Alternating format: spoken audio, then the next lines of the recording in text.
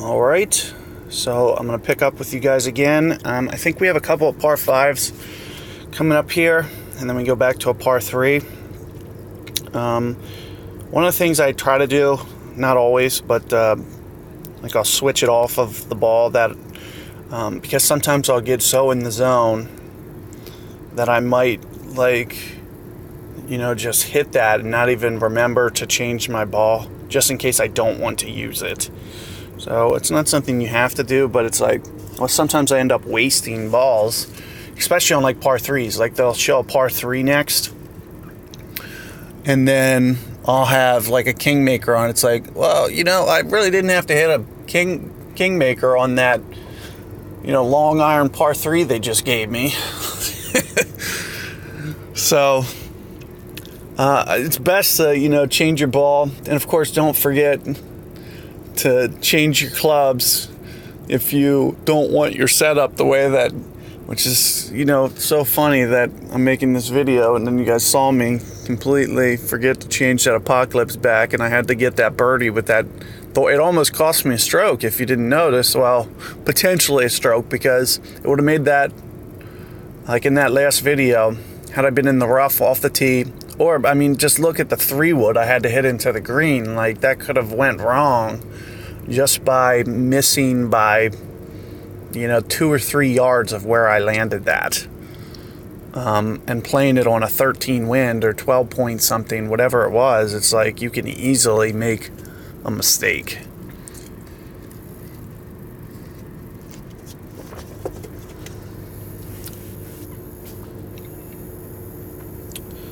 Okay, so we got slightly in the face here. One of the things I've been trying to do is put it down to somewhere down to the end of this first fairway. I'm playing this hole. So I have a feeling this might be a bit much. So I might just take off a tiny bit of this. So all I'm trying to do is hit, a regular normal ball. Favor the right, of course. So, as long as I miss that, yeah, which I did. Oh, wow. I did not expect that to run out like that. Shoot.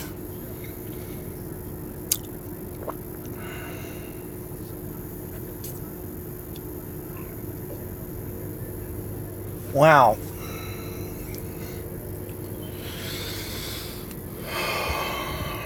I did not expect to hit the water off this tee.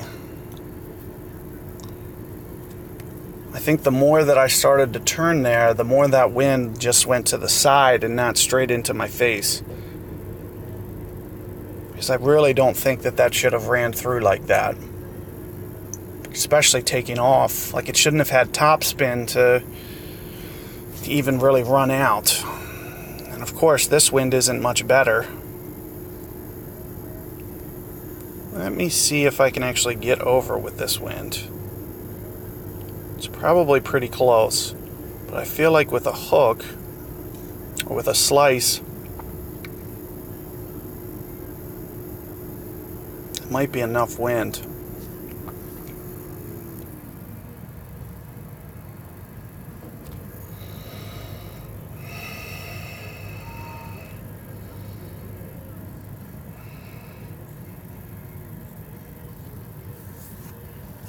So one of the things that I did is accentuated how much I was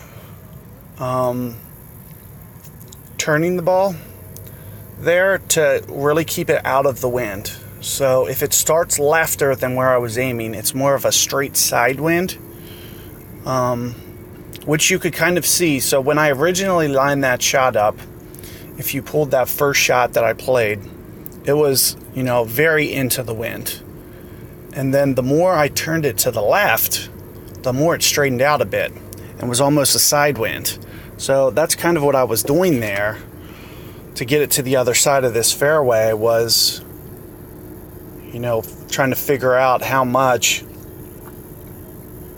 And of course, it's so funny because getting into this side really doesn't have a benefit for the most part, other than The one thing that I do like about this shot now is the fact that I don't have to play nearly as much wind because I'm right on the short end of this. So one of the things you're going to see me try to do here is, just play like half the wind. I'm only going to have to play like half that I would normally play. So that's one of the added benefits of being over here. Of course, I hit a great ball. That's not going to help me. But you just hit the rough. And it sucks. I mean, I might have at least gave that a chance had I hit a perfect ball. Because I only missed by like 2 or 3 yards there. And it probably would have took more of that slope. I mean, it would have been nice to get that eagle. I did not expect to drive that in the water. But it is what it is now.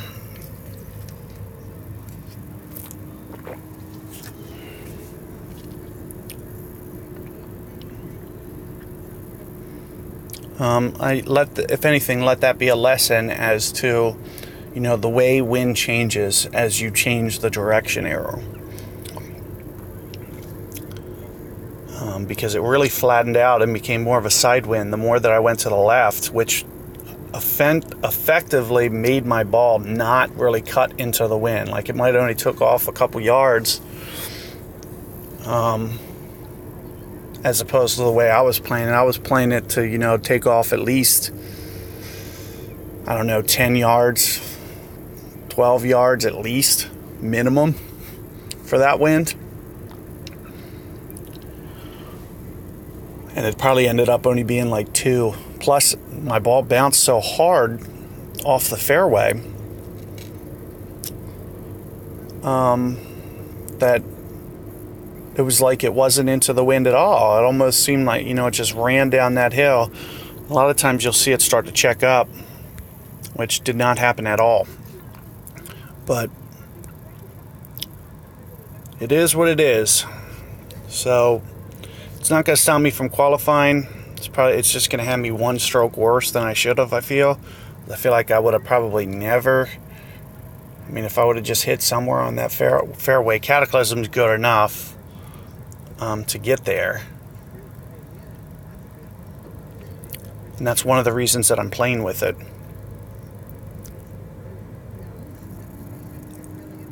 I think I have one more par 5. I did want to dump one more chest. I'd like, especially when I'm early in my round, you don't have to do this, but I like to load up a bit on gold chests, at least get like 2, so I can't even play and get Tour 12 chests if it's not in the tournament. The highest you can get is a Tour 11 a chest, and you have to play Tour 11 matches. So it's like, as long as it's early in the round and I can keep loading up in my home screen, by beating opponents, that's the way that I'm going to play it. Is I'm going to just keep emptying those silvers, turn them into more gold. Because, so earlier on my gold from last night, it was a Tour 12, and I got an Endbringer ×1.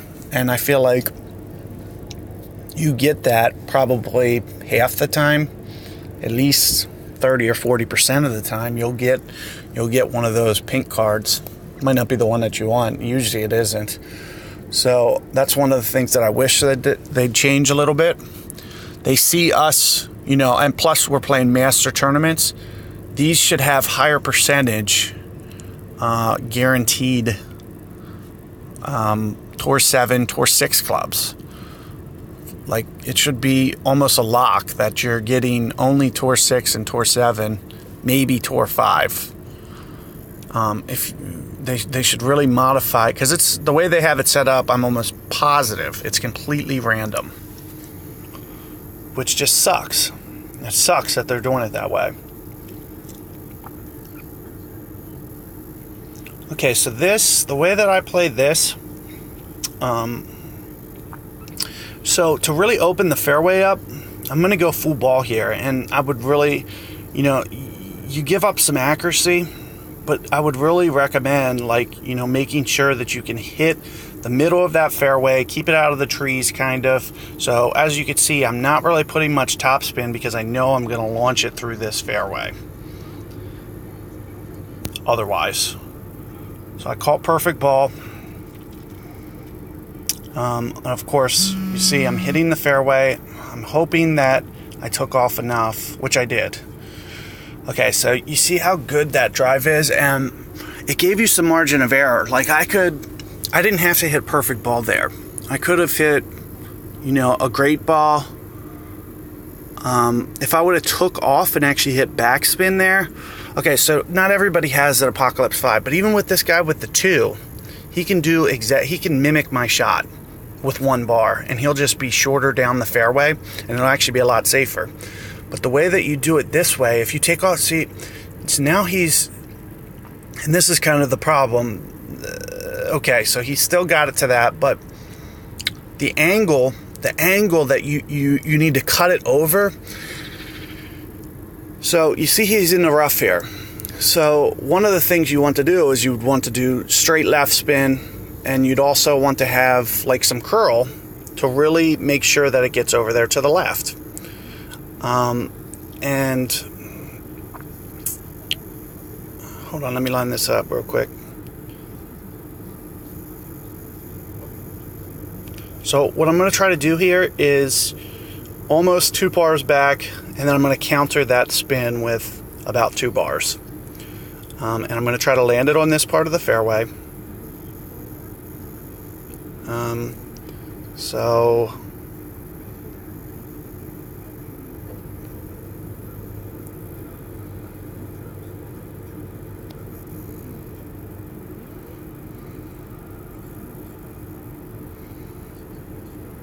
okay, it looks like I just overplayed that wind a little bit, but nevertheless, I'm safe. Not a lot of guys are going to eagle this hole, so I really took advantage of, being able to hit a good drive. This is not the easiest eagle, but it sucks because I just gave up an eagle on hole 4, which I consider probably an easier par 5 than this.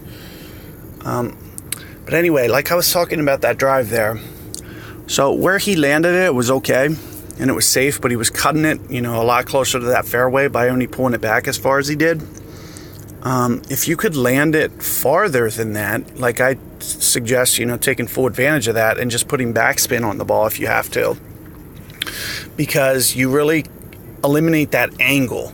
So when you land it close to that bunker, you either run out of fairway there, or if you try to get super aggressive, you'll run it into the trees. And I'm sure you guys know exactly what I'm talking about. Like, I'm sure that you've ran it into those trees on the left. But if you can land it farther down the fairway, you're not going to run it into those trees unless you essentially accidentally aim it and the ball lands over by the trees. That's the only way you're going to hit the trees. So if you could kind of mimic my shot, aside from the fact that, I probably went down farther than I needed to, you don't need to get overly aggressive there to where you're taking it to the very last speck of that fairway. Like, I was not anticipating my ball with 1 bar of spin being that far down. It's just one of those things that, being on Masters and, trying to adjust, you just can't always visualize that far downwind. So balls will go farther than you ever expect them to. And that's kind of what I, was up against there. So the good news is I got hole 5 and 3. Bad news is I missed 4, and I feel like, there's no way I should have ever missed 4. With that, the way that new green is and the way the slope is, there's like a backstop on that hole. It's like, I feel like that hole is much easier than the hole that that par 5. Dude, I play guys on tour 2 on that hole. And they'll be normal guys, like, regular opponents, 3,000, 4,000, 5,000 trophies. And they will not get that eagle on that hole. Like the one that we just played on 2 mile per hour winds. Like, it is kind of beast. And part of the problem is the way that that fairway is, it'll bounce kind of weird. But did you see the way that I did it? Like 2 bars of backspin seems to be perfect. And even if you had to go full ball, like if you put sniper in your bag, it's best to land it, as far down as possible, and then try to stick between, like, so you want to land it towards the end of that fairway like I did. It doesn't have to be right on that last speck, but even if you have to go full ball on a shot and pull it in with backspin, it's easier than hitting a 100% ball, which is like the normal, and using like top spin or no spin. It's just an easier shot, and not enough guys that I see are taking advantage of that, to actually, landing it farther and backspinning it.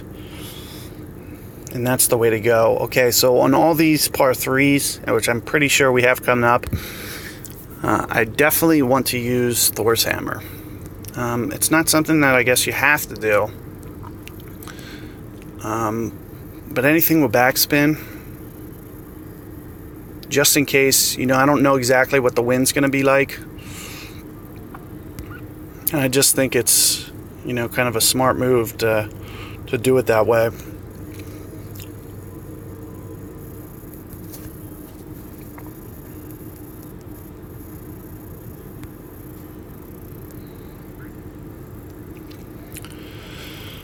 So I don't know what the wind's going to be like, but there's a chance that I'm going to have to hit driver on this hole, so you just never know. And especially before this weekend's over, I'm going to have to pull out driver. I know they're going to give me wind in the face on this hole. Probably, half the time on average. So it's either going to be in the face or it's going to be downwind. And if you look at that as, a 50-50 coin flip, chances are, you're going to have to hit some drivers on this.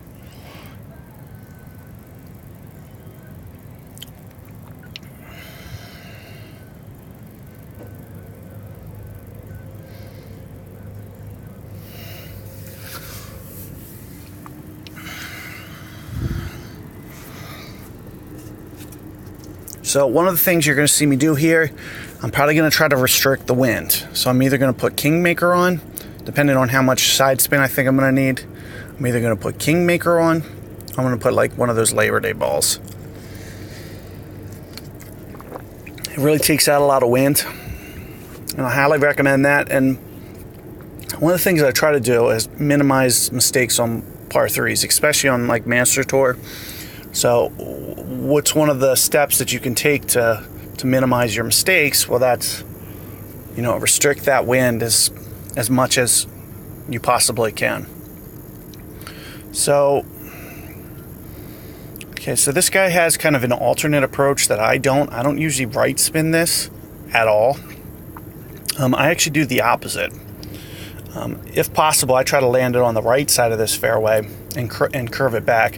I feel like the right spot of the right of this fairway lands more consistently than the left does. And as you can see, there's a hill, like it's kind of a weird curvy hill on the left side. So that's one of the main reasons I try to stay away from. And of course, he didn't even. So one of the reasons I put Thor in was to be able to make it so I don't have to land it that close to the front of that fairway. That's one of the main reasons that I'm doing this. And with that wind, I'm definitely going to use a Kingmaker. I'm definitely going to put full backspin. And this is kind of my landing zone that I'm going for here. So you see how it's like slightly into the wind. It's slightly into the wind, and it's also coming left to right. So that's going to make the arrow is going to want to go more. It's going to push the ball harder to the right than it usually would, like with a natural shot. And of course, I baby shanked goddamn Thor. That's an unforced error. It's crazy. I cannot believe I just did that. I was trying to favor the left by over shanking it, and then I pulled that out and under shanked it. I cannot believe I just did that.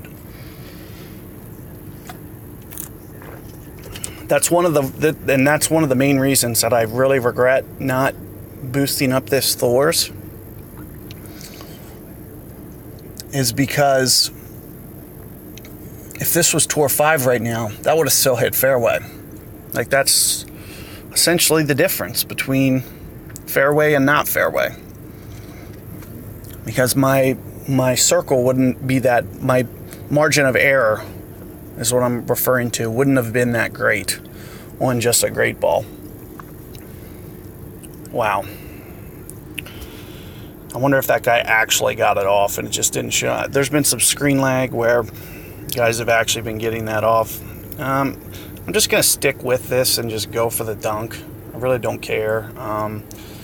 It looks like it's about 2/3 of a club here. I'm going to have to play, a decent amount of wind.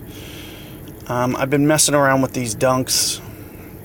This probably isn't the best spot to pull it out, but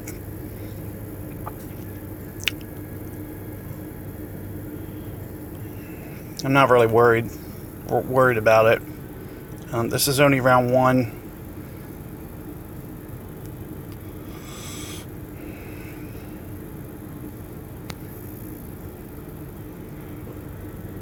And I overplayed it by just a tiny.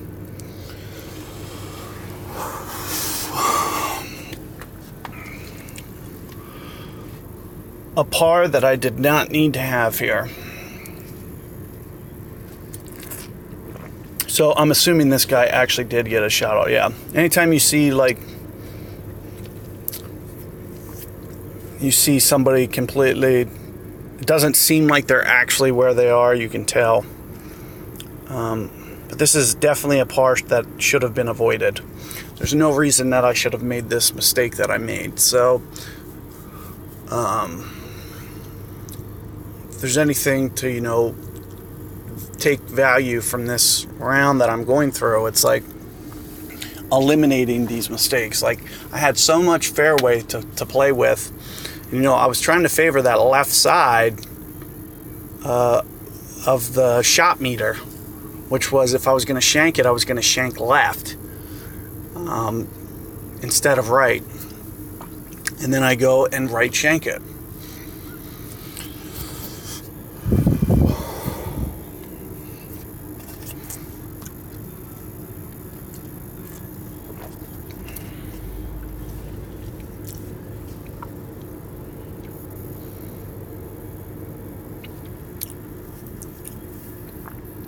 Jeez, wind can be brutal.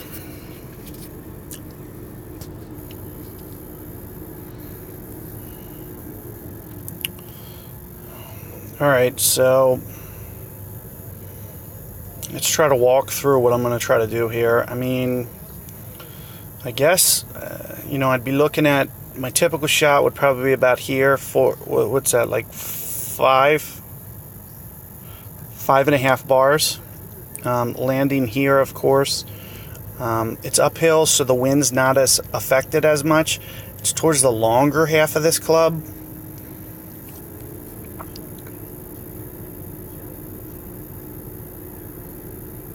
But the wind's not going to affect the ball as much here. Probably more than I just played, but I'm running out of time, so I got to just go with it. I'll hit a baby shank.